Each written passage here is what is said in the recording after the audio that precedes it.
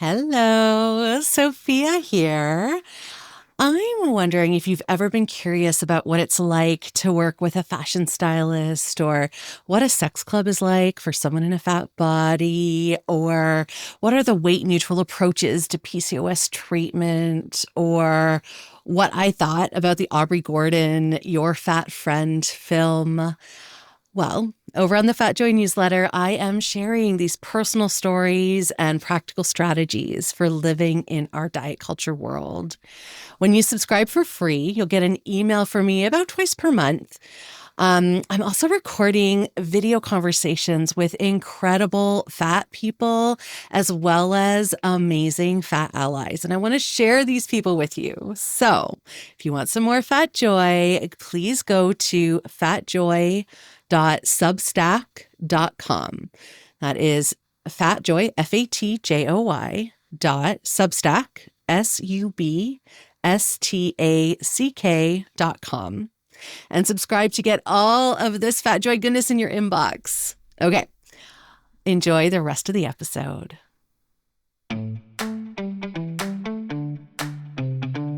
Hello, lovelies. Welcome to the Fat Joy podcast, where we talk each week about how to flourish in an anti-fat world. I'm Sophia Apostol, a fat professional coach who loves talking to other fat people about what it's like to live within oppressive systems that marginalize our bodies, and how we still dare to have the audacity and courage to reach towards our collective liberation and embrace our joy.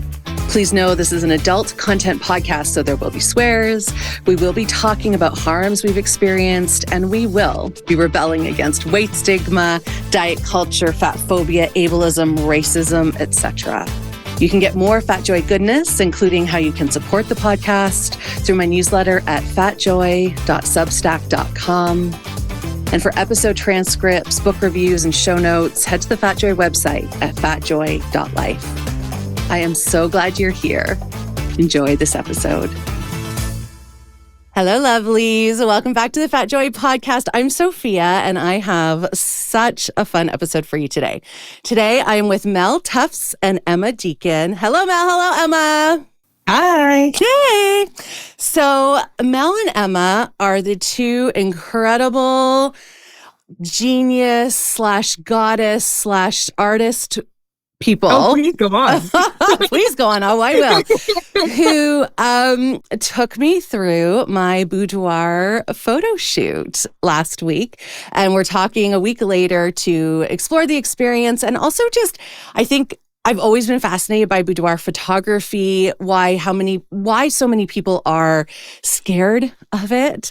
And I'm so excited to get to talk to both of you about just what it is, how we can all kind of reclaim our bodies through it, or not all, but a lot of us could benefit from it, what my experience was like. And we're just going to get into it. These two are a riot, so I'm going to stop talking. Emma, do you want to start us off?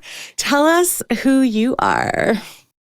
Sure. So that is, of course, the hardest question I feel to answer, because we never want to come off selfish, right? However, hi, I'm fantastic. My name is Emma. So I'm the owner of Bare Bones Beauty. It is a hair salon located in Brantford that is genderless. So we're super cool that way. I also work with Mel as her HMUA, so hair and makeup artist for everything Boudoir. I'm 29 going on 30. And I've been in the hair industry for the last 8-ish years, and had a boudoir relationship with Mel for the last probably close to 7-8 years now. Amazing. And you have opened up your own place, which is so exciting, because now you're a badass boss. Thank you. Yes. Been a long time coming, but everybody who has been with me as a client, especially up until recently, has been like, this was the calling. This is the way you should have been the whole time. I'm so proud of you. It's been such a good experience. Oh, I love that, Emma. Thank you. Awesome. All right, Mel, who are you? Well, I'm Mel Tufts. I'm 45, living in a beautiful home in Ingersoll with my husband, 3 kids, and our very fat, spoiled cat.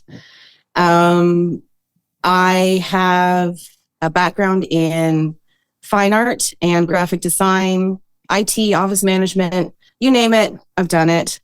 And I distilled everything down to boudoir photography about 10 years ago after I had my last child and needed to stay at home. I have 2 neuroatypical kids, and it just got to be too much being in and out of the house all the time. So my husband and I agreed I could follow my heart. I'm so privileged that I have him to support me in this. And so I did. And I tried different genres of photography, and boudoir just stole my heart and the women that came into my life as a result of it. And so here we are, changing lives and making everybody feel beautiful. And it's my joy. Yeah. Oh, I love that, Mel. And for listeners, Ingersoll and Brantford are in Ontario, Canada, because we actually have people like all over the world, which is pretty amazing, listening to this podcast. So hello, everyone not in Canada. Thank you for listening. So Mel, I'm trying to remember, did I reach out to you or did you reach out to me? I forget how we connected. Well, that's an interesting story because I am so incredibly thorough in everything I do. It's kind of a problem in that I was curating my social media. I really wanted to distill it all down to the really important, really special, fat, supportive people and get rid of all that garbage that just made me feel like shit. And I was like, well, if I'm doing this for me, why don't I do it for everybody else at the same time? So I created a directory that's on my website of different people on Instagram that I followed that made me feel fabulous. And then I slowly started, well, not slowly, because Instagram stopped me and said I was spamming people. I very quickly started sending emails out asking for permission. Can I have you on my directory? And this is what I'm doing. Can I have you? Because for me, consent is really important. And yes, it's a public area, but it's still your pictures, your family, your feed. So I was like, maybe I just need to take the extra step. And I got to the podcast, thankfully, before Instagram said, stop spamming people. And then you reached back out to me and was like, yes, absolutely. I would love to be in your directory. And can we have a podcast together? So that's how it started. Oh, I love it. Thank you for that reminder. As soon as you said it, because my brain I have aphantasia, so I'm actually I've got a bit of an atypical brain too. And as soon as you said it, then I remembered. I was like, oh yeah, right. I remember getting that message. And yeah, I was so excited and love that you said yes. And then you also said, hey, how about you come and do a boudoir shoot also so that we can talk about the whole experience. And that's how I ended up naked in your house, which we will get to. How's that for a teaser, people? It was pretty good, right? So I want to start a little pulled back and just to really honor your own experiences as fat people moving through the world. Emma, what is your relationship to the word fat? Has it changed over the years? How do you embody it now? Emma's face I'm gonna start crying. Here we go. Oh my God, I love tears. I usually cry almost every episode or tear up. So yay, tears. Okay. My relationship to the word fat. Funny enough, Mel and I talked about this in salon, like literally last week.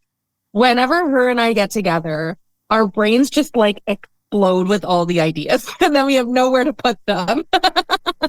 I think I'm sure everybody has a very unique, relationship to the word. Myself only being 29, I think I have matured a lot quicker when it comes to that phrase and that term, which a lot of people my age still can't get there yet from what I've been told. So my relationship with the word started out pretty shameful, I think, as most people do, where it's totally used as a derogatory term, totally used as something to make you feel bad, put you down, whatever it may be. And that went all the way up until like my university years. I don't know if we can use this or if this is appropriate, but I never say I'm a victim, but I was essayed basically when I was in university, and that completely changed my life as well as completely changed my thought with the word of being fat.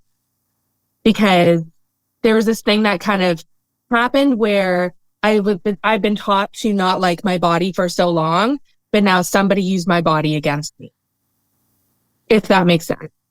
So after all that, I think up until literally I was like 21, 22, I still kind of had a lot of that shame, a lot of that guilt. I tried the diets. I tried everything like that. And I did not like the word fat. I couldn't feel comfortable saying plus size even. I just kind of felt like I needed to be body neutral. Like I didn't want anybody to talk about this. You can talk about here. You can talk about what's in here, but you can't talk about this down. Yeah. Neck down. Yeah. Yeah. That's how I kind of was with it up until honestly meeting Mel. And this is not to, make her seem amazing, even though she is. But she was the first person who started to make me feel like I was allowed to be comfortable in my own skin. And I was allowed to, here we go. Right? I got it too. We're all crying. And I was allowed to claim back my sexuality as well. And instead of feeling like I had to wear armor all the time, I could just be myself. And that was like the coolest, most honorable, most selfish in a good way thing that I've ever done for myself. And ever since then, I now wear crop tops and I now wear very tight dresses, and I dress my size for sure, but I also dress my age. Being 29, I should be able to wear these things. I should be able to feel good about myself. You should be able to do it at any age, mind you. But especially being in my 20s, why the hell not? And honestly, if it wasn't for Mel being in my life and me doing Boudoir, I wouldn't have that confidence to do it. Oh, Emma, that's amazing. I hope it wasn't too long.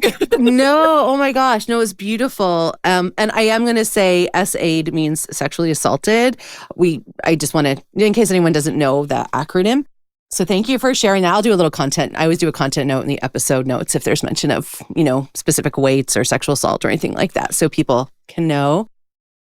Yeah, thank you for sharing that. That's really, really impactful. It's really impactful. Yeah, well, and I remember... Well, and when I was there, when I was talking to you both around, I think I think it was you who told me that it's actually pretty common for people to come to boudoir photography as a way to reclaim agency over their own bodies after there's been a sexual assault or trauma of any kind. And I just think, Emma, you're such a beautiful example of that, of how impactful that, and I imagine some other stuff, but certainly that was in helping you kind of come back to yourself. I'm so glad you found each other. Honestly, I couldn't live without her now at this point. She is my serious, rock goddess mermaid. I love her so much. She makes me so happy, and she reminds me to be myself on a regular basis. Yeah. Oh, thank you, Emma. Oh my gosh. I love it. I love it so much. Girl, if you're not crying, I'm going to smack you. Oh, holding it in. All right, Mel, tell us about your relationship with the word fat. How has this word shown up in your life over the years? Well, I've had a little bit more time to think about it than Emma. And I didn't really know how far back I should go. My mind went all the way back to childhood when I was introduced to body shaming, but it wasn't the word fat that was used. It was the word chubby. And it was chosen as a nickname for me by someone who was in our religious congregation. An older gentleman had decided that chubby was my nickname. And at the time, I knew it was a derogatory name. being only 3 or 4 years old. I had pieced this together. I didn't like it. He knew that I didn't like it. My parents knew that I didn't like it. And at 3 or 4 years old, I figured out that I was the one that needed to put a stop to it. So I put him on the spot in front of the entire congregation, and he never did it again. So that's kind of who I have been from the beginning. Growing up in the 70s, 80s, 90s, there wasn't a lot of support for people in fat bodies. The one protection that I did have was my proximity to whiteness, which I need to acknowledge. As a person of color, I am very fair-skinned. I didn't have that against me the way that my aunties and other relatives did. And so I kind of just felt like I needed to endure and pick my battles and suck it up because it wasn't as bad as what they were going through. Now, keep in mind, they all had slim bodies, so they didn't have that against them. But in my mind, and I think in everyone's mind, racism has always been worse. It's always been systemic. It's always been, it's life or death. And so fatness is becoming on people's radar as being, hey, well, maybe it's a form of racism, which it definitely is.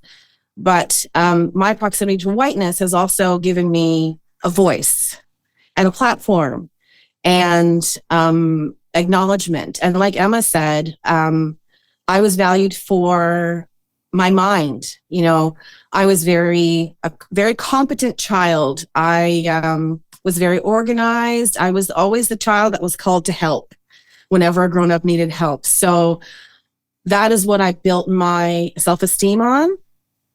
And so people calling me fat or using that word, I just dealt with it. Like I could go into who said what, when, but I think it's just, we all deal with it. We all know what happens. I thankfully was not sexually assaulted. I was not targeted racially. I escaped unscathed, but I think a lot of that had to do with my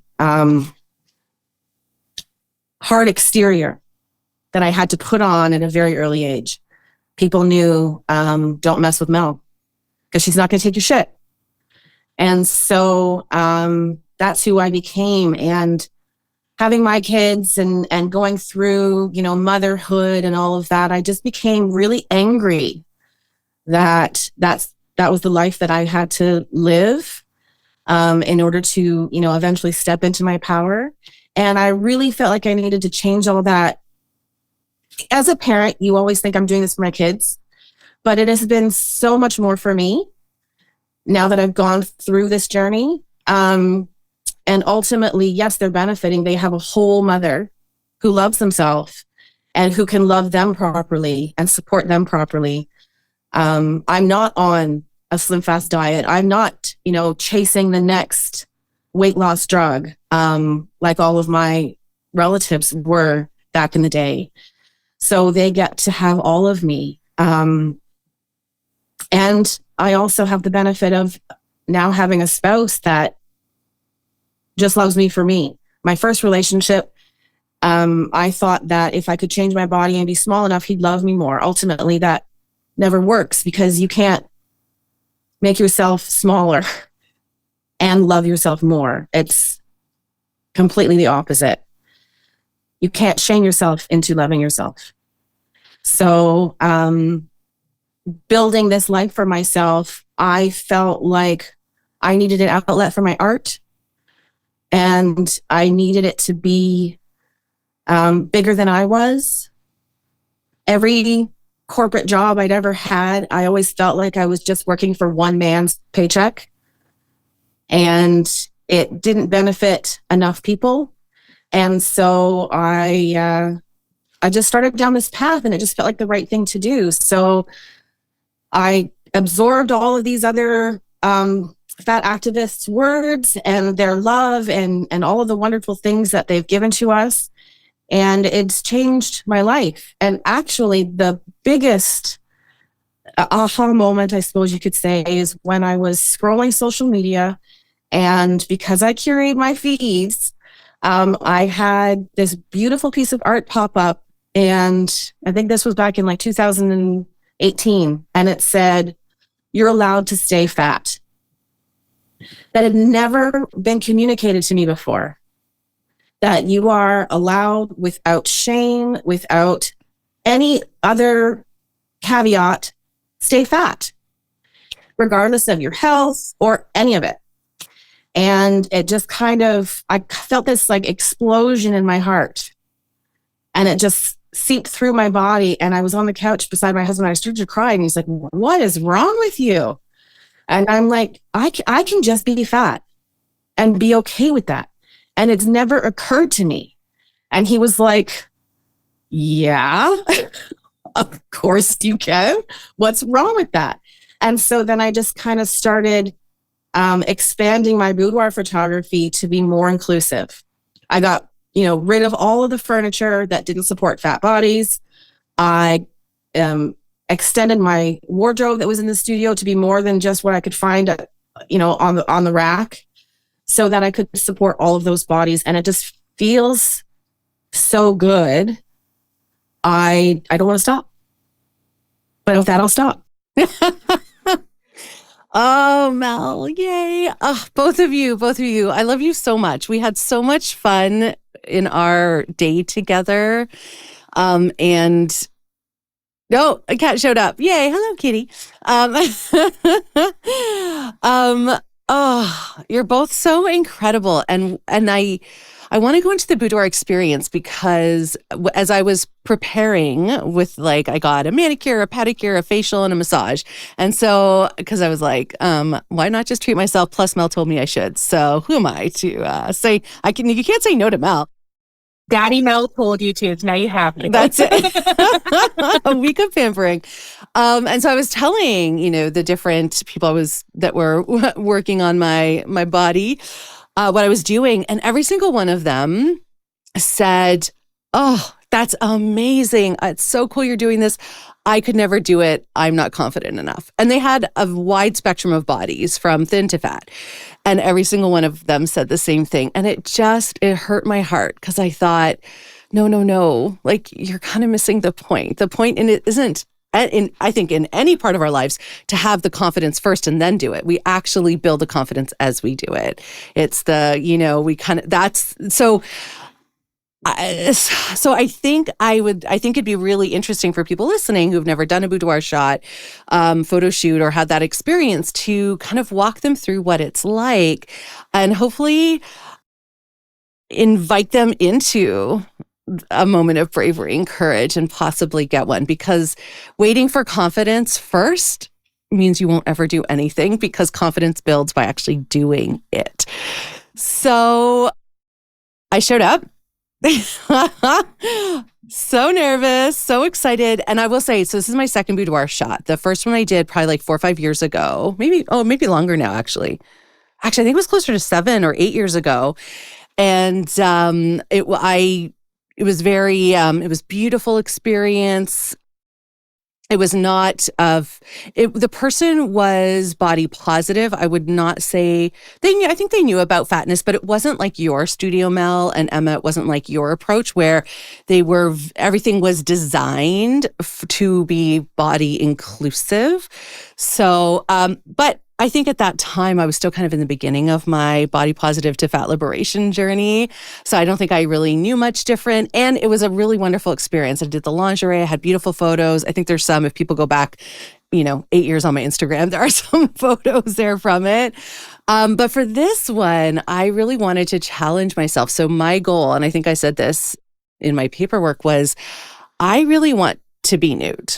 For me, that felt like the stretch in this experience. And I'm always excited to stretch whenever I do new things. And so I was pretty nervous about that. And we walk into this beautiful home. The whole kind of front main part of the house is Mel's studio with all these different rooms, three rooms, but also the hallway ends up being a bit of a room too, are staged with different moods and different gorgeous, what do we call it? like you set the scene. What is that setting? A set. A set. Yeah, it's a set. And then we just sat and chatted for a bit. Emma started working on my hair and makeup. We got really clear about what the vibe was. And I just want to share with everyone that we decided the vibe would be Fat Aphrodite, which tickles me still. Fat Aphrodite, I'm like, that is the vibe. I totally want to be in that energy. I'm going to stop at this point, and maybe we'll do it stage by stage, but in the arrival of the person, in the starting to get them like warmed up and kind of getting them into what this experience is about to be. Emma and Mel, I'd love to hear from you. What's going through your minds? How are you actually supporting the person sitting in the chair in front of you? Because I know you were both doing a whole lot of stuff in the background, energetically, physically, emotionally, to have me feel really comfortable because I could feel it. And I would love to just like surface that because I don't know if people really get how much goes into creating safe as possible spaces. It is a whole art form in and of itself. And you both did it so beautifully. So Mel, from your perspective as the photographer, like what's your goal in that kind of like entry into the space moments? I think maybe it feels more complicated than it really is. I have always been, the motto is treat everyone as you would want to be treated. And if I was entering into a space where I felt potentially vulnerable, I knew that I was going to be exposing my body or parts of my past or, talking about things that were sensitive, I would want to know that the person sitting across from me was going to respect me, was going to take time and be gentle and honor my path and understand that it's not about them, that it's about me. And so when you come to the studio, and I think maybe that's why when Emma and I get together, just the two of us, we kind of, like she said, go off. Like we've got all of these things we need to talk about because we don't bring our ideas to the studio about how the world should change. We bring our heart-centered energy to supporting this single person in front of us, whether it's, making their vision come to life or setting the stage so that they can have an opportunity to show parts of themselves to a person that they've never felt safe doing before. Or like I always know in the back of my mind that this person's story, I'm only getting a tiny sliver of what that is. And so when it comes to our sexuality and our sensuality, that is the rawest parts of ourselves. That is the part that is so easily damaged. So I think part of it is just who Emma is and who I am. We honor that. We're not, we were never the mean girls in high school. We didn't know how to do that. We were the ones that were like, how can I help you? How can I support you? And so that's just kind of transitioned really well into being able to support someone that comes into the studio. And so it's really just authenticity and having a heart-centered approach and knowing that, the person sitting in front of you, could have been sexually assaulted last week. You don't know. And so you have to kind of enter every interaction with that open heart, open mind, and make sure people feel respected, like I said, and honored. Yeah, yeah. And I felt that. I definitely felt that. And also, too, like you said, almost all the pre-work around making sure the furniture is supportive to different bodies, making sure the clothing, like, oh my God, I had so much fun playing in your clothing. I was like, oh, maybe I should wear this or this. And I literally thought, because I even told you before, I was like, I'm not going to bring anything. I'm just going to be naked the whole time. But then I saw all your beautiful things and I was like, oh no. There is also like walking into a space that has been curated for my body, and that I was able to access everything I wanted to access. So it was really, yeah, I feel like you can tell there's so much thought put into the creation of the space and, welcoming people in when you're right, we only know a little bit about them in that moment. Yeah. Emma, what about you? What's it like for you? Because I feel like you're the superstar at the beginning as you're doing the hair and makeup, and Mel is like setting all the things up. And then it switches into Mel becomes like the focus and like the director, but then you're still the cheerleader. You guys have such a fun dynamic. So if you're Mel, that first kind of hour where you're like zhuzhing and doing the hair and makeup piece, what's that like for you? Like, what do you think about? What's your goal in those moments?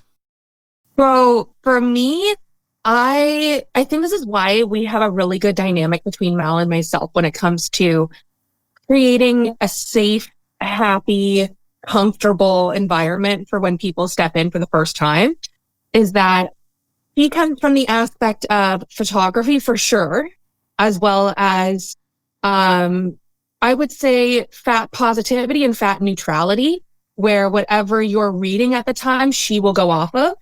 Because you know what, the other thing too about fat bodies, which we've all been a part of, I think, is we have bad days too.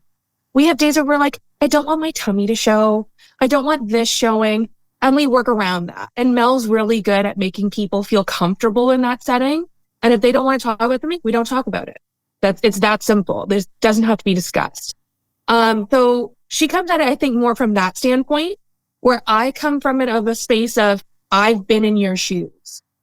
I try to kind of like big sister you into it, where I'm like, you're going to look so hot. You're going to look so good. You're going to feel amazing.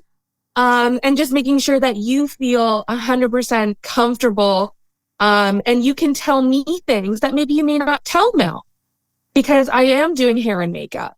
Hair and makeup for, I think, a lot of women is such like a bonded safe space where it's our get up and go in the morning. It's our self-care time. It's our thing that we maybe did with our mom or our sisters, or before getting ready to go out for a big night, your girlfriends come over and you do each other's hair and makeup, typically.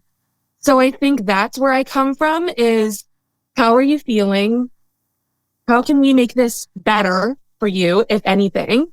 And talk to me about your day. How are things going outside of what's happening right now? I think when I first came to Mel, I was extremely nervous. And I was so scared because I didn't know what to expect.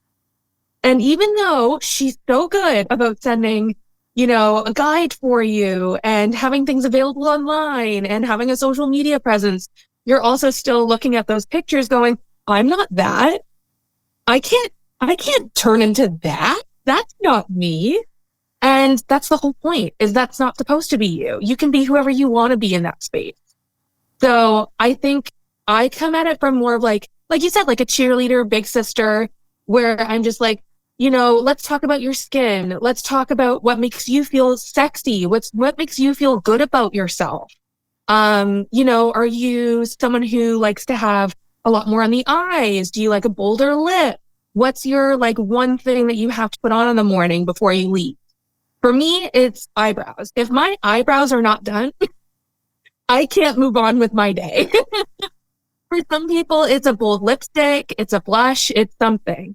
So I think that's kind of where I get comfortable with you, is I just try to make sure that you feel, whereas I think Mel makes you feel comfortable and respected and worthy in her space. I am more along the lines of, what do you need to feel good right now? If that makes sense. Yeah, totally. Well, and it's why you're such a good team together, because this whole range of needs and comfort get met between the two of you. I really felt that the whole time. And we were just like, we were just like talking the whole time. And it really, like I had just met you, but I was like, I'm hanging out with my best girls right now. Like it was so fun. And I loved your questions, about for me for the makeup. You're like, what do you need? I'm like, I don't know. Like, you just do whatever. You just do you. I love my approach as I've gotten older for things where other people are the geniuses is to just be like, you're the artist, you tell me. And then you did, and you just took it. By the way, it's super great and super terrifying for me. I know. Is anyone listening here who is going into a boudoir session, don't say do whatever you want and give me zero feedback. Oh, I'm sorry, Emma. I'm sorry. But I was really open. I feel like once we figured out Fat Aphrodite, it was like, oh, that's what this is. Oh, as soon as you mentioned that, I went glowy skin, big lashes, super like, just hold back makeup. Let's have your natural texture of your hair. Like everything that's natural, but beautiful and shiny and pretty. That's what's going to happen today. Yeah. And it did happen. I mean, the photos are just beyond stunning. Like what ended up happening. I'm just so amazed by it. Can I talk a little bit for a second about hair and makeup? Because I have gotten some pushback, not from my clients, but from people that tell me makeup isn't body positive. And well, because you're altering your appearance. And to them, I say, so what? It's body liberation, not body positivity. When my clients come to the studio, they come because they want to look a certain way. They tell us how they want to look. And if we can do that with makeup, we absolutely will. This isn't a plastic surgeon's office. This is not Weight Watchers meeting. This is what can we do that is positive for you to make you look and feel your best so that when you see your images, you are blown away by how beautiful you are. And that's why hair and makeup is included in all of my packages. If you don't want it, that's fine. You're going to have a slightly different experience because then you won't have that chitty chat with Emma at the start. That is absolutely an option because that's the whole point of body liberation. You do what you want to do. But that's why we have hair and makeup. And it actually is really important to me as an artist because my face was one of my first canvases where I would explore with color and all of that. And Emma can probably speak to that too. You learn how you feel about yourself sitting in front of that makeup mirror. So that's part of the reason that that's included in this boudoir experience. And I think to go off of that, if you don't mind, I think to go off of that as well, a lot of people, when they sit in the chair for hair and makeup, think, okay, I have to have the lashes. I have to have contour. I have to have blush. I have to this and this and this and this and that. And that's not the way that I do hair and makeup, especially in this space. If you are somebody who has textured skin and you want it covered that day, we will make that happen. If you are somebody who wants to be completely pulled back and wants the lightest makeup, maybe you're even a little bit afraid of wearing makeup, it's not something you feel comfortable in, there's no reason we can't go with a really good moisturizer and give you like a nice facial massage as well as like a lip gloss and like, you know what I mean? There's other ways of doing makeup that's not the Malibu Barbie experience. You know what I mean? I think a lot of people get sidetracked by that or maybe feel uncomfortable with asking for what they want. And if you're somebody who knows that you don't feel comfortable with XYZ, tell us. We would rather hear it now than have to worry about how you're feeling later because you didn't say something. Yeah. Oh, I love that. I thank you, both of you, for adding to that conversation. I think those are both really important points and speak to like the ethos of what both of you do as professionals, the, consent, the conversation piece, making, checking in. It's all there as so important to what you do. So great. So then we moved into starting to take the photos. Oh my gosh. And this was the part that the whole photo shoot, I felt very in my body. I just want to back up for a second and say, Mel, you did such a great job. Emma alluded to this of like sending emails like a couple weeks in advance, a week in advance, a couple days before, the day of, that were so reassuring. And also like, hey, you might want to think about doing these things. And one of the things you suggested that we do, or that I do, was to stand in front of the mirror and look at my body and, kind of try different physical positions. And I loved that you ask that. I think that's such an important piece. And so I kind of always do that, but I think I did it like when I get out of the shower and I'm naked, like I look at myself in the mirror. I've done that for years now. Again, it was a kind of a cultivated practice as part of my body liberation journey. But I think like I haven't like turned around and like looked at my bum and like, there are all these like little things that I was like, oh, I think I've gotten a little complacent with some of this. So it encouraged me to actually look at my body with a little more intentionality, which I really appreciated. But the hardest thing for me, and I know I kept laughing, I was telling you guys, I'm like, how do I like move my hands? And what are my hands supposed to do? I know what my boobs are going to do. I know what my body's going to do, but what do I do with these hands? And it was so like, I almost feel like I want to like come back after I've practiced hand on body motion or something, because that was for me the hardest part. And at the same time, both of you were so great at directing, like, and you would model it, Mel. You would be like, okay, I'm thinking this pose, and you would model it. And then so I could see it. And then Emma would jump in and be like, oh yeah, I like to think of like, this, and putting my finger here on my face and da-da. So you were both really helpful during the session. So I think it's helped me from not getting too much in my head.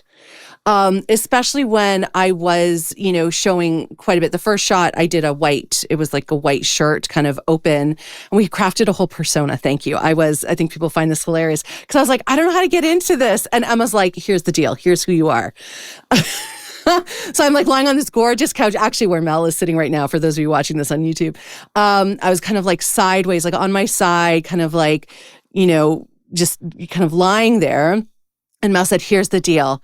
Your husband is like a super rock star who's just coming back from tour, and you are ready to welcome him home. And I'm like, oh, got it. And like, I was like, yes, boobies out, back arched, legs long. And I was like, yeah, like I just needed that little something to kind of get into my body even further. And that I love that you helped me get there. Because then it started to, I feel that it is hard to not get into your head in that moment and because I was also like, I'm trying to make this perfect for Mel. And you guys saw that without me even saying it and talked me through it, saying, no, the whole thing is you just keep moving. I'm going to take hundreds of photos, and I promise you amazing ones will show up. So then I was like, oh, Mel's fine. I don't need to caretake her, because I also am a bit of a helper. I'm like, let me take care of Mel. Let me take care of Emma. No. I'm just supposed to be there, like owning my own space. And so it just, we started there, and then we moved through a whole bunch of different sets and not costumes, although kind of costumey, different pieces. And then I was like, okay, I think I'm ready to be nude now. And we did the most gorgeous naked shots that with the lighting, and oh my God, they're just, honestly, they're works of art. And may I just say, and then I'll stop talking, because I just loved this experience so much. I want to take all of those photos and just share them with the world, because I think they are so artistic and so beautiful. And at the same time, I'm so saddened that these photos, like especially the nude ones, would be like that. I'm always amazed, like, how can people look at bodies and just not see all the gorgeousness? How could anything be wrong with this body in all its fat glory? Like, I'm really feeling that tension after seeing the photos, and kind of sad for our world. But I have these gorgeous photos, and it changed the way I look at my body. I see it now really, truly as a work of art. And your photography, and Emma, the way you did all the pieces of it, the hair and makeup, and your presence, like, just, it really, I have a different way of looking at my body, and I think other bodies now from that experience. So thank you so much. Well, that's wonderful to hear. And it's actually one of my driving forces. When I see fat bodies in the media, when I see fat bodies, even in, if you're looking at a catalog, figuring out how to draw, a fat body, and they just plunk them down, or they pinch them, or they, cut their heads off so they're not people anymore. This is how fat bodies are portrayed. I want to see fat bodies loving themselves. I want to see fat bodies being glorious. I want to see fat bodies, exuding that Aphrodite goddess feeling. And I think that our practice of allowing thin bodies to do that, but neglecting to acknowledge that fat bodies are human too, and we deserve pleasure, and we can get it for ourselves, and we are worthy of it, comes down to that. Like, we need to see other people in fat bodies loving themselves, and then the little fat girls coming up will know that is for them. That is available. That is an option. You don't have to change to find love. You don't have to change to love yourself. It's something that every human being should have access to. So if I can go off of that for a second. So I actually had a real life experience about exactly what you're speaking to now. And it was something that I think you don't realize that sometimes your presence is enough. You can say nothing and say everything at the same time. And especially in these photos, it comes across the same way. So for myself, I remember it was like a couple of years ago. I was on the beach in a bikini, mind you, which I was like, hell to the yes. I was feeling myself. And it was a public beach. I wasn't indecent or anything like that, but I was hanging out with my friends and having a good time. And even an older woman and her granddaughter, both of bigger bodies, walked past me, and the grandmother looked at me and said, "I love your swimsuit. You look so happy." And that was enough. For me to just be there was enough. And it's the same thing with these photos. I had the exact same experience that you're talking about, Sophia. Unfortunately, mine even comes from my family. So my family, a lot of the time, doesn't even know that I do boudoir. So when I post mine, because I'm sorry, it's my social media, I will post my booty wherever I feel.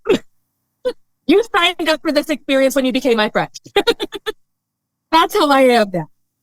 So whenever I post my photos, which the ones that I post because of social media and the restrictions, obviously don't show boobs, don't show bum, don't show anything that could be considered indecent, which is ridiculous. But I still to this day have to block family members because I was asked to by another family member the first time I posted 7 years ago. That's still a thing that still comes up, and I still have to mentally note to do that every time. Yeah, right? I had that experience with my first boudoir. My dad called me out of the blue, and he never calls. I was like, "Is everything okay?" And he said, "I heard you're going to be doing a photo shoot where you're going to not be wearing many clothes, and don't post those online. Don't you know the internet is forever?" And I was just like, what?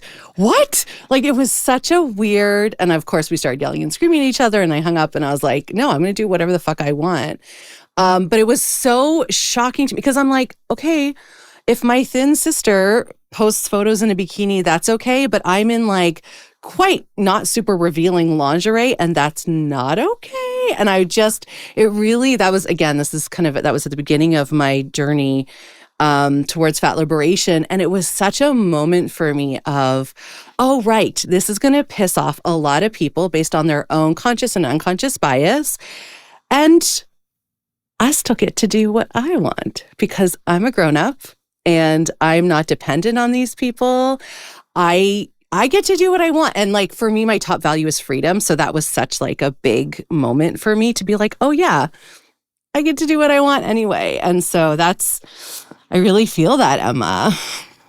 I think it even reflects into like body adornment. Yeah. So like me with like my nose piercing, I have piercings here. I have like a whole sleeve of tattoos.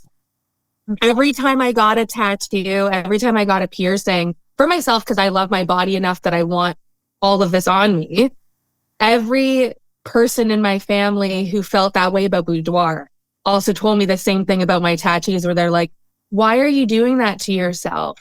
I don't understand why you would do that. It's like, because I love this body that I'm in and I want to show it off. Like, it makes me feel good. Why are you uncomfortable because this part of me is showing, or why like my little tiny bit here is showing.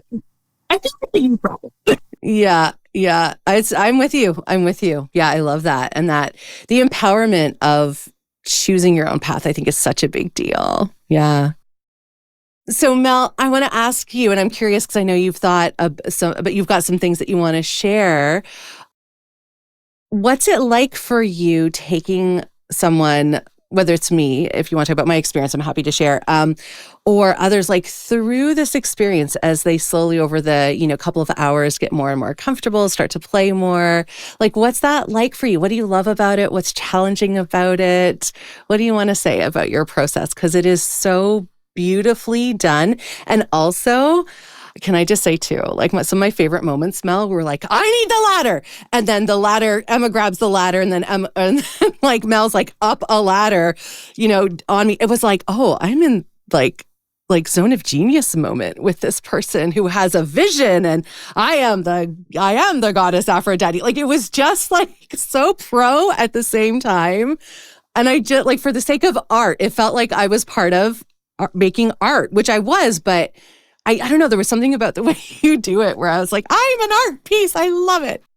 I don't know what it is, but every time we get into those moments, because there wasn't a me before me, Mel had to do this all on her own, unfortunately.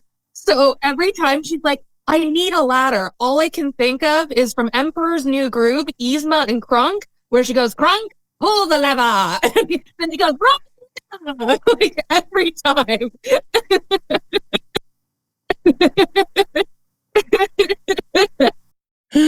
Well, I'd love to say there's some kind of thought process, but there isn't. It's really just I'm in the moment and I'm creating, and you are my medium. And maybe that's why you just get swept up in it, because, basically I have the paintbrush and you're my paint, and we're just making beautiful shapes and beautiful things happen. So I've learned now that because I have Emma beside me, I can't just say in my head, I need a ladder. So basically all of my thoughts now come out of my mouth, because she needs to be aware of what's going on and what's happening. And we don't slow down. Like, you saw how fast we work, and we have to do that because we want to make sure that you're not sitting there getting tired or getting bored or, losing whatever, emotion or momentum you've built up to that point. So we kind of just have to keep moving through the studio. And normally the client will tire out before we do. And man, were you a rock star? You just powered through. I said you went longer than I do, and I'm usually there most of the day. Yeah, I do. I have stamina. We can crash after, but we need to make sure that you still have enough energy to drive home. So yeah, it's just, I just do the next right thing.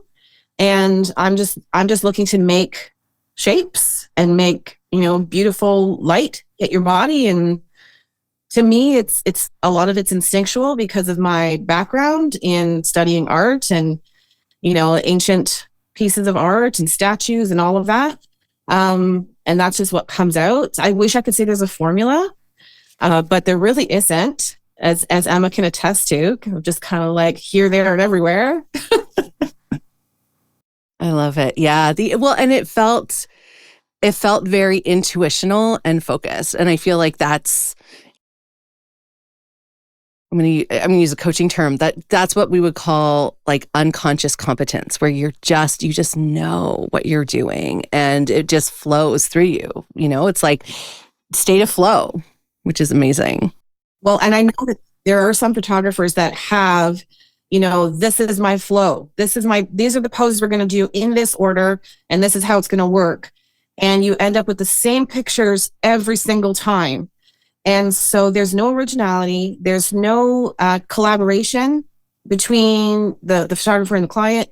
And to me, that's what makes everyone's images so beautiful and unique, is that I'll see you do something and I'll be like, whoa, stop right there. That's what we need. And then we'll adjust whatever we need to adjust to make it, over the top beautiful. But I wouldn't have gotten that if I wasn't looking at your body and how it naturally moved, so that I could capture your natural essence. And I've had I had cousins come in, and I don't normally do 2 sessions in a day, but they really wanted to have, their sessions on the same day so they could cheer each other on. And we got halfway through the second one, and she said, "How come we haven't done any of the same poses that my cousin did?" And I said, "Because we did those already, and that's not what your body's doing. We're doing something else. If there was something, that you saw that you really wanted to repeat, we can try, but it's not going to look the same because you're you and she's her." And so that's kind of just how, and maybe it makes it more difficult for Emma to keep up because I'm like, she's seeing this creativity happen and she's like, whoa, but she's really intuitive too. And like I said to her after your shoot, I said, "I didn't even know you were there half the time," which is a sign of her knowing where to be when. Not needing to tell her, to move out of the way or whatever. Just as a testament to, her intuitiveness as well. But I think that the reason why we are that way, because she also is really good about not getting in my way when I'm doing hair and makeup or if I need to touch up or anything like that. She'll never stop me, which can be a blessing and a curse sometimes. Because sometimes she really should be like, "You need to go over there." But I think the reason that we're so good at, one, reading each other, and two, communicating so well when we need or don't need something is because we have too much respect for each other to do the opposite. We both have way too much love and respect for what the other person does, as well as I feel like, in a sense, I mean, I know Mel's been doing her craft a lot longer than I've been doing mine, but I think in a sense as well, we both saw each other when we were just starting or just starting to build what we currently have. And we would protect each other from anything in a heartbeat because of that.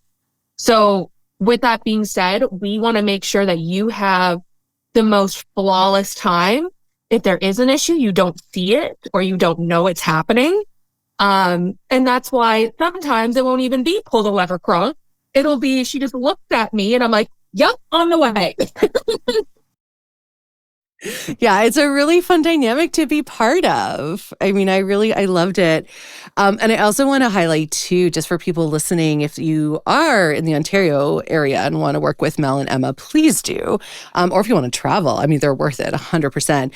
But if people are thinking about looking for their own, their local boudoir photographer, I would say, and then I'm going to ask both of you what they should look for. But I would say one of the things that I really appreciated was because you are both fat positive, because you are both fat, as am I, you were able, there were things I was like, "Oh, I don't think my body can do this, but what could we do differently?" And you'd be like, "Oh, well, we could do this differently." You knew how to work with my fat body. Whereas, for example, when I've done yoga classes with non-fat instructors and I'm like, "I need an accommodation," they come over, people come over, look at me, scan my body up and down and go, "Huh." And I'm like, "That's not helpful in this moment." And they just don't know what to do with my body.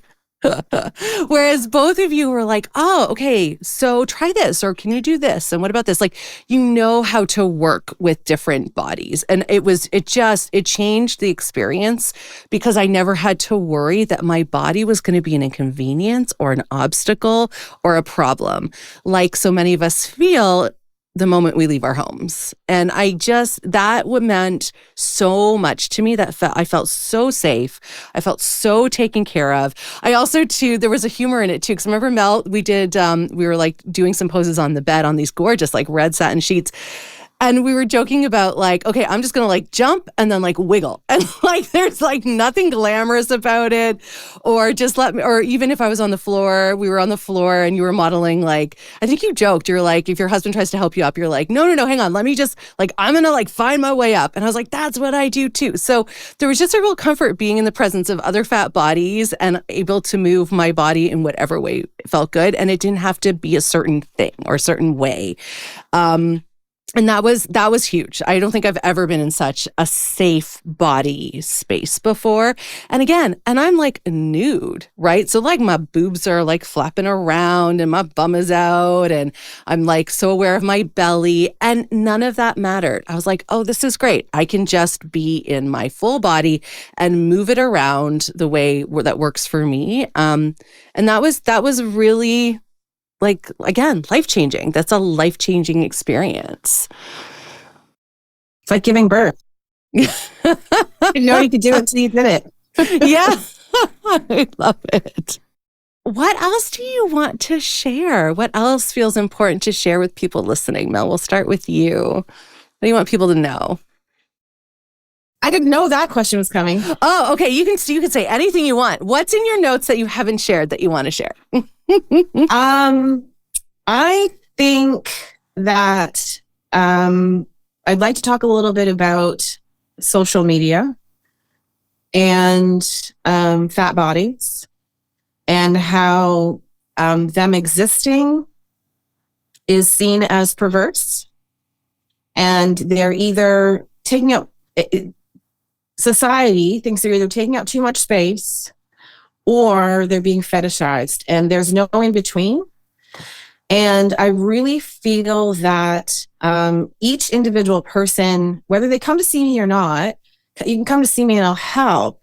But we all need to kind of do a little bit of work around that and process our own body issues so that we can just live and let live. And that we need to acknowledge that a fat person having boudoir photos does not mean we're turning our bodies into objects. It means we are asking for the same life experience that anyone else has access to. And just living in a fat body shouldn't exclude us from these experiences. And for me, that is what my life up until now has been, is a series of exclusions. You know, I can't fit on the airplane seat with a regular seatbelt. I can't go on the roller coaster ride with my kid. You know, I can't sit in the chairs at the school gymnasium and watch my kids' Christmas play. So all these places that I'm excluded from, I think if everyone in all bodies were to take a look at that and see who's not here and how can we make it so that they can be, the world would just open up in such a beautiful way, and everyone would have access to that feeling that you had, Sophia, when you were here in the studio. And it breaks my heart that there are people living their lives who can't do those little things that just make us feel human and alive. And the pursuit of joy and pleasure shouldn't be dictated by your shape, your ability, any of it. And I know that there are some in Canada, there are some steps being taken as far as inclusion goes. And it's a beautiful thing to see. Even in my own studio, I used to have a ramp, you know, so people in wheelchairs could come in, and it needs to be replaced. And so it's not safe anymore. So in the spring, we're going to be doing a new ramp at the front of the house so that you don't have to go to the back. All of those little things matter. And if it's not top of mind, I think we're missing the opportunity to have people in the room that add so much more value and diversity that we're missing out on. Yeah. Oh, yes, Mel. Yes. I love that you said that. Thank you. If I could even talk about that for a second, because that just kind of made me think of something. I think a lot of people don't understand unless they've been in or with somebody who openly speaks about the body types that we have. For instance, my partner is a straight size. And so he didn't understand a lot of the things that I have to think of before going somewhere or doing something. Something as simple as we were going to a hockey game and I got tickets. We were really excited. And right before I left, I went, what if I don't fit in the seat? That's a regular occurrence in our brains that we think of, and we shouldn't have to think of it. And he goes, well, what did you do before? And I'm like, I've gotten floor seats because then I don't have to sit. These are things that we have to think of before we leave the house, because it's a normal occurrence in our brains that this world isn't built for us. Like, how sad is that? And I think it goes to a lot of what Mel said, and same with you, Sophia, where our voices have been shut down for so long by so many people that now we have a hard time speaking up about regular things, not things that create a conflict or an issue, but things like what I just said about a stadium seat, right? Like these are things that we should be able to talk about. And then this is why I'm so glad you have your podcast, because it brings light to regular occurrences in our daily lives. Like going to a boudoir shoot. Why can't you go to a boudoir shoot as a 5-6X? Why the heck not? If anything, you should be more able to go than everybody else. Yeah. Yeah. It's so true. It's so true. And that's why I just was so in awe and honored to be able to have this experience with you both and to see how in very practical and considered ways you make this a fat positive experience.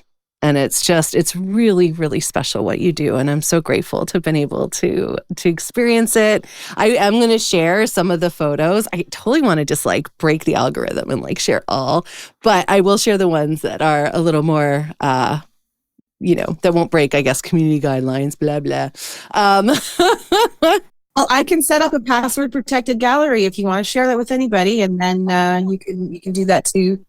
Maybe someone that is on Patreon, you can like, there you go. someone to pay you to see your photos. I love it. Yeah. Right. My last question for guests is always about joy. And I feel like we've touched on things that bring us joy, but I do want to ask each of you, how do you stay connected to joy yourselves? Like what, especially in the work that you both do, which is joyful work. I know you both are deeply joyful at the work that you get to do. It feels very on purpose work for you. And also, it's hard. It's hard living in the world as a fat person. It's hard holding space for others all day, which is what you both do. So how do you care for yourself when it comes to joy? Emma, you want to start? Sure. I'm like, that's a loaded question the best way. I think for me, first of all, I'm really on top of, for my own mental health, I have a mental health journal that I write in all the time. And it can be something as simple as today sucked and here's why, or I had a really good day and this is why. As well as I make time once in every day to do something that feeds me. So, sometimes for me, I have a hard relationship with the gym. I mean, who doesn't? But for me, I have been doing more purposeful workouts for fat body. That has made me feel super strong and super capable, which makes me feel really good. And then within my work, finding joy, honestly, and I know Mel's going to say the same thing because we always say the same thing every single time when we talk about it. For me, the joy is giving to somebody. I'm so thankful that my job has never felt like a job. It's always felt like a vocation or something that I was meant to be doing. So when I make somebody feel so good about themselves and they tell me, like I've had people cry in my chair. I've had people, actually Mel was one of them. It was really funny. When she first saw her hair, she went, oh! So that experience as well, like those all bring me so much comfort and happiness and joy because I feel like my two hands made that. I made someone feel so good about themselves that they should feel that good about themselves no matter what. So I think that's where I find mine. Oh, I love that. Thank you, Emma. Beautiful. And I don't know if you know about Body Positive Fitness, but they're I had their founder on the podcast, and that's who I do movement with. I do it virtually. They do virtual It's so good. A lot of the instructors are bigger bodied people and lots of accommodation. I always shout them out because I think they've got such a great offering. Like last night I did body pump, and then tonight I'm doing Zumba, and like, it's just, and then they've got like different yogas, and anyway, it's a great place. So I'm going to link in the show notes if anyone's interested, because virtual, you can do it from anywhere, but definitely, yeah, I find they've really helped me change my relationship to movement and physicality in the body that I am now, which is very different than the body when I was like an athlete, basically. So yeah, I'm a big fan of them. Love that. Thank you. Mel, what about you? How do you stay connected to joy? Well, that's a tough one. I'm a creature of habit. So we have our routine, which is also necessary, having 3 kids, 2 of them being neuroatypical. Things need to be predictable around here. So we have our rituals that we go through on a daily basis. You know, we greet each other at the door. You know, we have different steps that we have to do to make sure we're taking care of each other.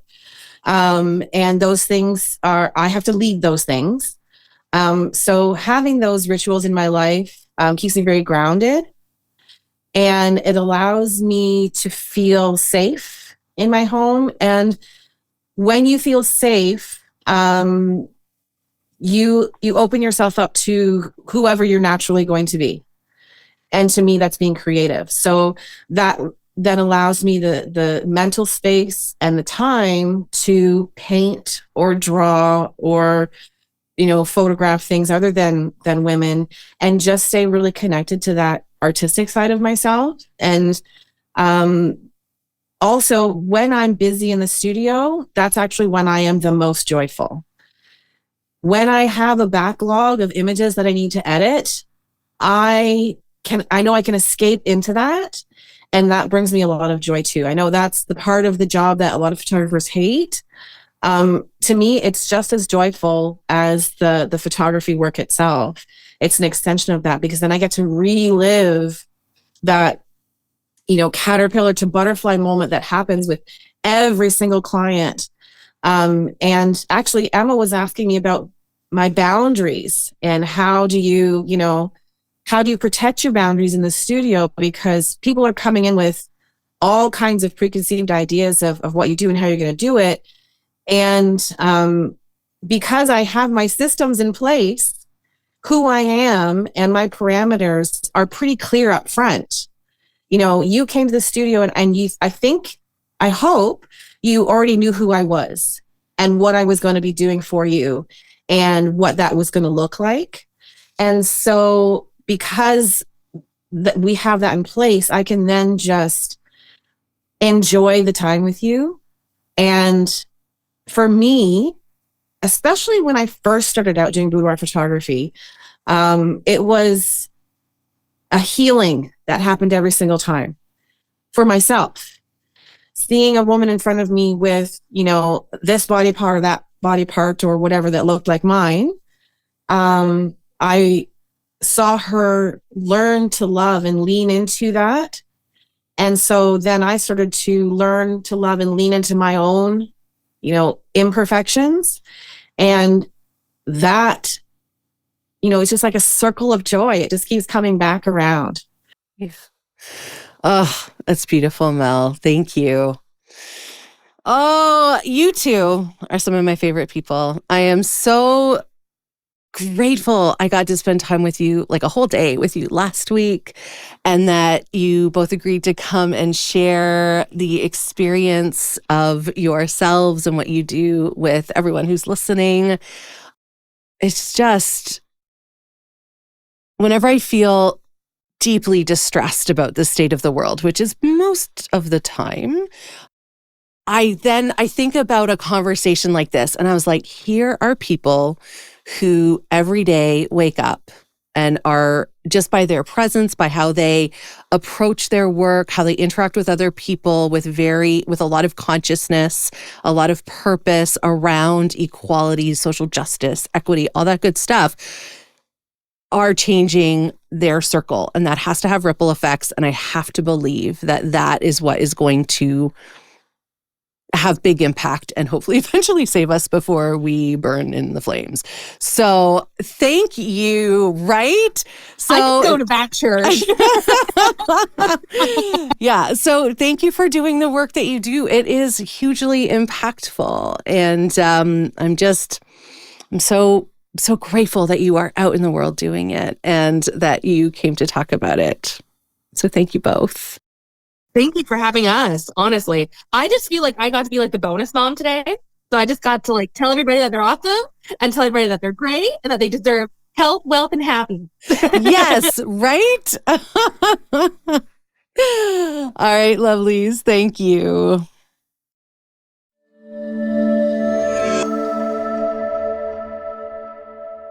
Before we go, I'd like to read a poem because poetry can reach our hearts in a different way. Poems can have us feel in a different way.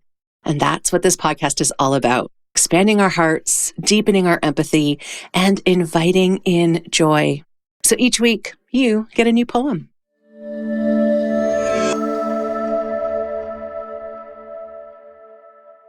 I've chosen the poem called A Brief Meditation on Breath by Yesenia Montilla for this episode with Mel and Emma, because there's so much tension between being present in the body and moving our bodies through the world in this poem. And that theme certainly showed up in this episode, and really in every episode where we're having conversations about living in marginalized bodies. Content note for this poem: there is racialized violence, mention of death, and a dead body. Here it is, a brief meditation on breath. I have diver's lungs from holding my breath for so long. I promise you I'm not trying to break a record. Sometimes I just forget to exhale. My shoulders held tightly near my neck.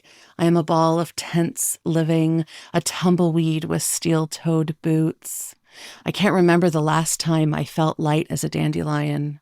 I can't remember the last time I took the sweetness in and my diaphragm expanded into song. They tell me breathing is everything, meaning if I breathe right, I can live to be ancient. I'll grow a soft furry tail or be telekinetic, something powerful enough to heal the world. I swear I thought the last time I'd think of death with breath was that balmy day in July when the cops became a raging fire and sucked the breath out of Garner. But yesterday I walked 38 blocks to my father's house with a mask over my nose and mouth, the sweat dripping off my chin only to get caught in fabric and pool up like rain. And I inhaled small spurts of me, little particles of my DNA. I took into body my own self and thought I'd die from so much exposure to my own bereavement. They're saying the virus takes your breath away, not like a mother's love or like a good kiss from your lover's soft mouth, but like the police, it can kill you fast or slow, dealer's choice. A pallbearer carrying your body without a casket. They say it's so contagious it could be quite breathtaking. So persistent it might as well be breathing down your neck. Thank you for joining me today. My hope is that you're feeling a little less alone and a little more seen. So until the next episode, you can find me on Instagram at fatjoy.life, on YouTube at youtube.com/@fatjoy, and on Substack at fatjoy.substack.com. And please do check out the episode notes for how you can connect with my amazing guest and for the links to the poem. All right, lovely. I am sending you off with my best wishes for an abundantly Fat Joy day, and we'll talk again soon.